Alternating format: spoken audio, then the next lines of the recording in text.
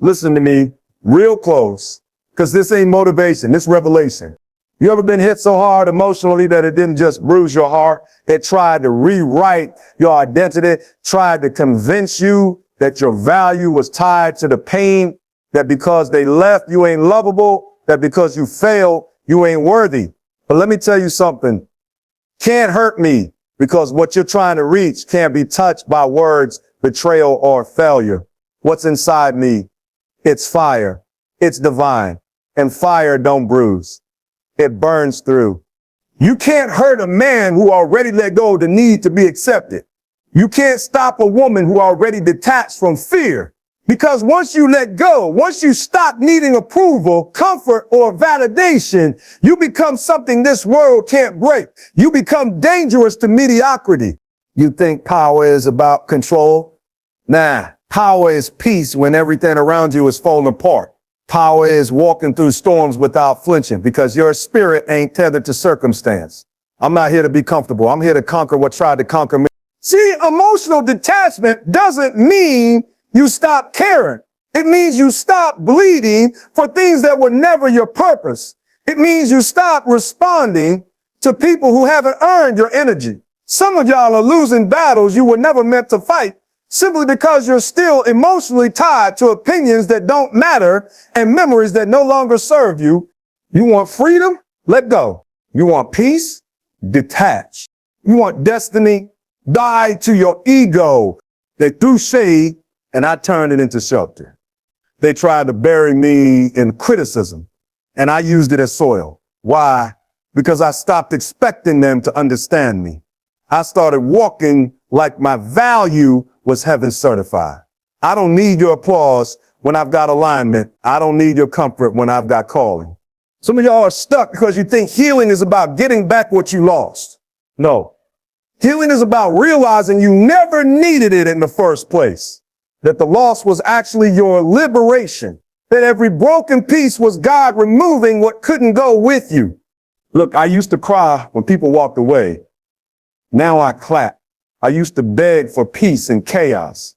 Now I am the peace in the chaos. Why?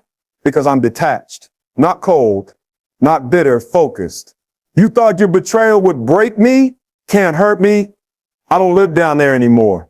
I ascended, and I didn't need a crowd, just clarity. You become unstoppable when your emotions no longer dictate your direction. When purpose overpowers pain and vision overrules validation. You want to level up? Get free from needing a response. Get free from needing closure. Get free from trying to prove yourself to people who never had the capacity to see you. You got royalty in your veins and warfare in your bones, and you're worried about being liked. You were never built to blend in. You were built to break cycles, crush giants, and rewrite the narrative. And that mission requires detachment. I don't cry over what I lost.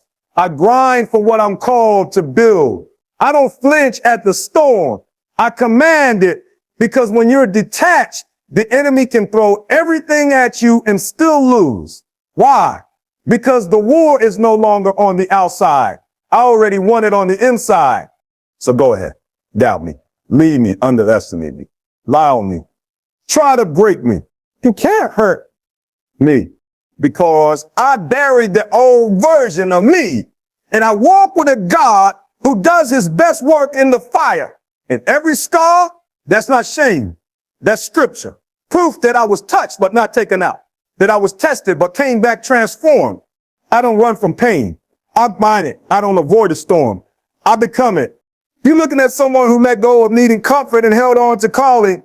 And when you live like that, when you truly detach from everything that doesn't align with purpose, there ain't a devil in hell, a hater on earth, or a wound from the past that can stop you. Can't hurt me. Not now. Not ever. Let me know if you like the video description, timestamps, hashtags, or keywords for this speech as well. Pain is not the enemy. Attachment to the pain itself is an event. It's a moment. It's something that happens to you.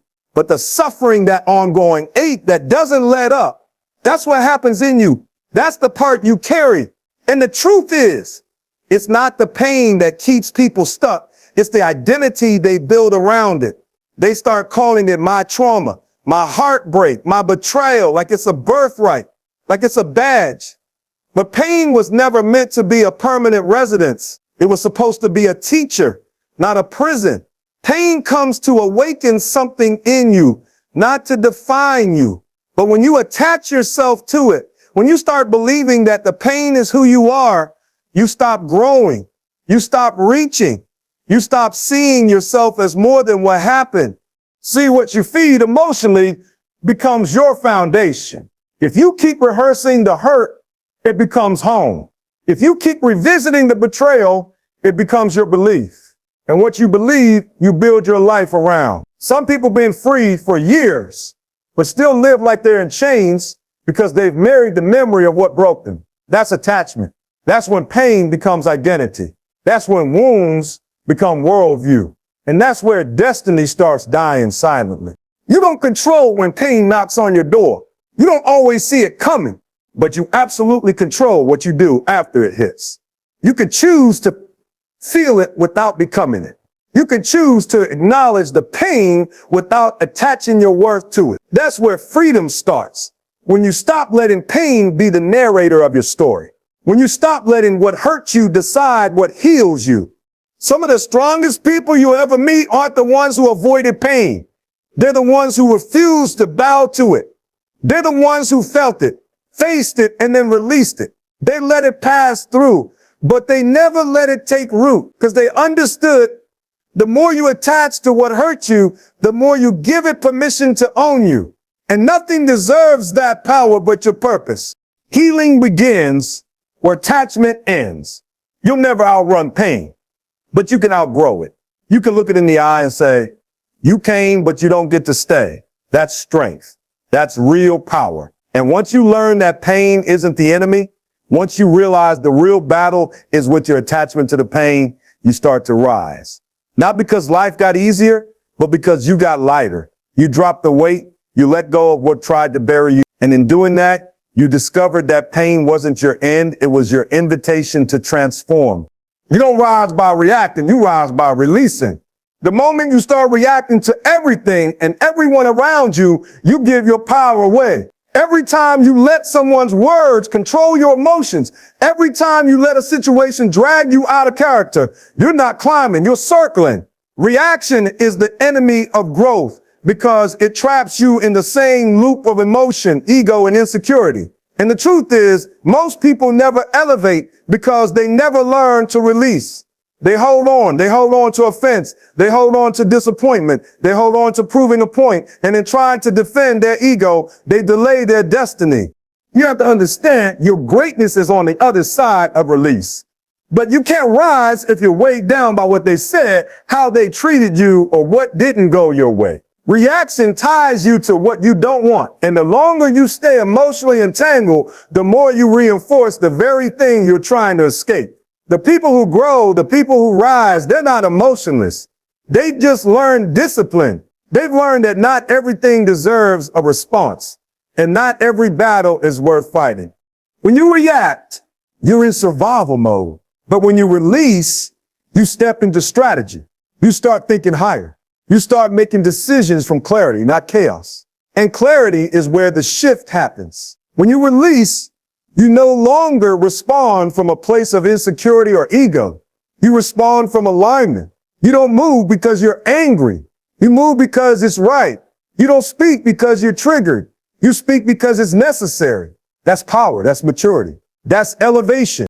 Release doesn't mean you ignore what happened.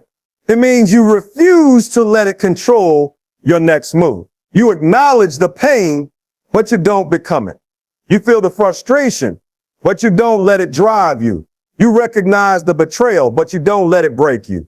Releasing is a conscious decision to rise above, not sink beneath.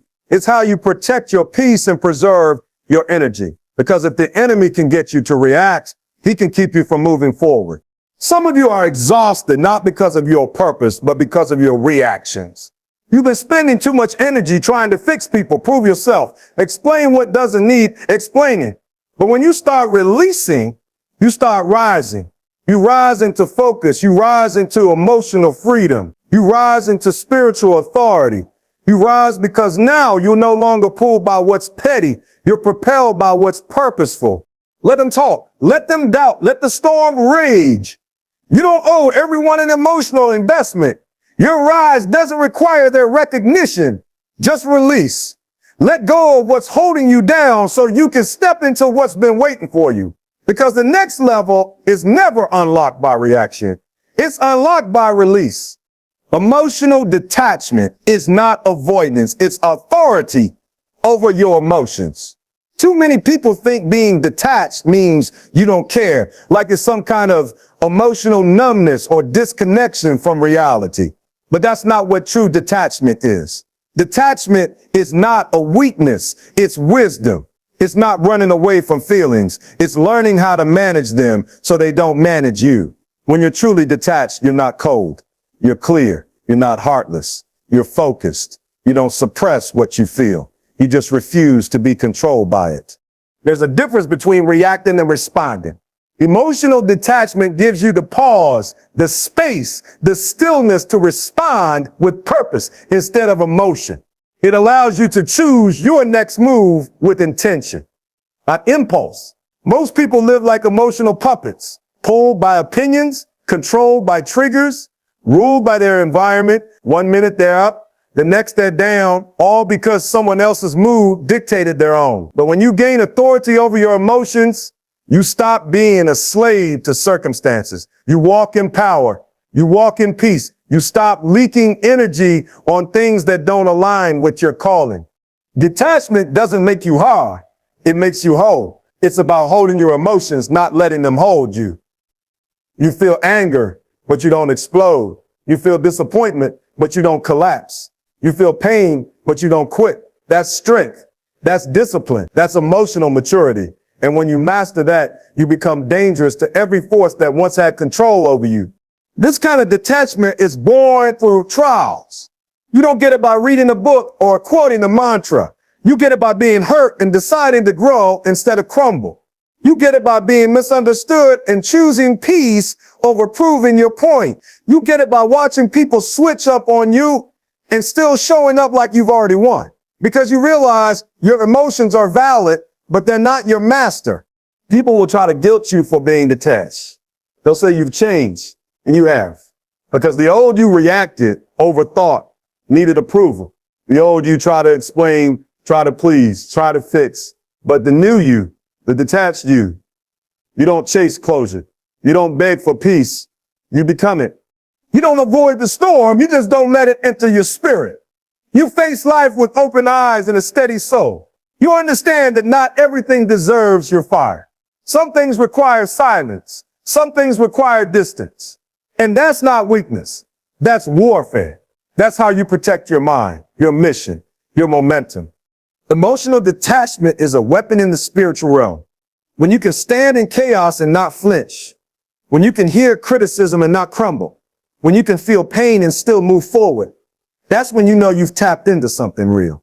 Not avoidance, not denial, but dominion over your emotions. That's the mark of a disciplined, dangerous, and deeply driven soul. Spiritual detachment is surrender to purpose over comfort. It's choosing calling over convenience. It's choosing to walk away from what feels good in the moment to step into what is good for your destiny. Most people think spiritual detachment means being passive, distant, disconnected from the world around you. But in reality, it's the complete opposite. It's the decision to release your grip on what you want right now so you can receive what you were born for. It's understanding that every comfort isn't a blessing and every struggle isn't a curse. Sometimes the fire is the promotion. Sometimes the isolation is the preparation. And if you're too attached to comfort, you'll miss the assignment. Spiritual detachment is the place where obedience begins. It's when you stop negotiating with purpose. It's when you say, even if I don't feel it, I'll still do it. Even if it hurts, I'll still move. Even if I don't understand, I'll still trust. That's not weakness. That's spiritual authority. That's the moment you stop chasing feelings and start chasing obedience. Because you realize your emotions aren't the voice of God. Your alignment is. Your convenience isn't the compass. Your conviction is. And real growth starts when you stop asking, is this easy? And start asking, is this necessary? You can't live fully in your calling while still clinging to what's familiar. Some of you are stuck because you're too emotionally tied to what God already told you to walk away from. You're still holding on to relationships, routines, habits, mindsets that feel safe but are killing your spirit. And you're wondering why peace hasn't shown up. It's not that peace left you, it's that you haven't released what's blocking it. That's why spiritual detachment is not about losing. It's about clearing the space for what's divine. There will be seasons where you have to detach from the applause. Detach from needing to be understood. Detach from timelines, from comfort, from outcome. Because spiritual detachment means trusting that God is doing something even when you can't see it. It means being faithful when it's dry, being disciplined when it's dark, being committed when it's costly. It's when you say, I don't need it to feel good to keep going. I just need it to be God. You learn to surrender the outcome and focus on obedience. You learn to trust that just because it's uncomfortable doesn't mean it's wrong. You realize your spirit was built for higher ground, and higher ground isn't crowded. It's lonely. It's heavy. It's uncertain, but it's holy. And if you're still craving comfort more than calling, you'll stay beneath the level you were built to rise to. Spiritual detachment is not disconnecting from life. It's reconnecting to truth. The truth that you were created with purpose. The truth that your work doesn't lie in outcomes. The truth that obedience will always cause something, but what it produces is eternal. So when you let go of comfort, you don't lose. You align. And once you align, no storm, no silence, no setback can shake what God already sealed. Or two. Tools.